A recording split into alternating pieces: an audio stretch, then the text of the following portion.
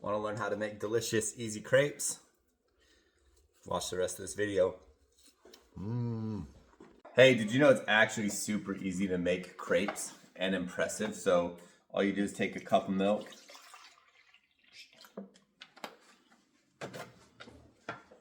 six eggs, 120 grams of flour or 1 cup. I prefer to weigh my flour for accuracy, even though I missed half of it with my blender. A teaspoon of salt-ish, probably gonna do just a little less, and a teaspoon of vanilla. And that's it for your batter. That's all it takes. So this is sugar-free and it's loaded with protein. And then we're just gonna mix that up until it's nicely blended. I'm using a blend tech, and so I just use the little button that looks like a whisk, and that seems to mix it up perfectly. If I can get my lid on here, there we go. And I'm ready to cook. I have a crepe pan because I make these all the time, but you can make them with just like a regular frying pan. You don't actually need any specialized equipment to make crepes. It becomes easier when you make them all, and you do. But I've got my pan. I'm at medium high heat.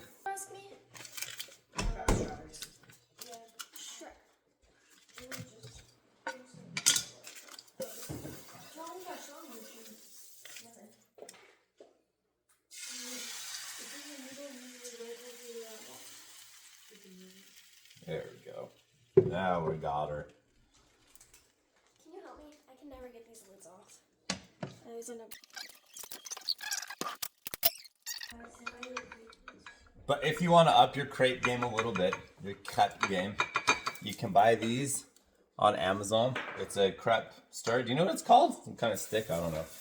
So this way, instead of using that swirling technique, I can throw a little butter on. I can pour my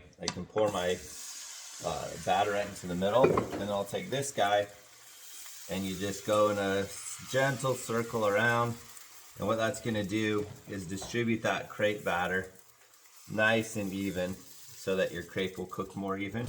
But again, if you just want to try this out for fun or whatever, you don't need special tools. It's not as complicated as it may seem.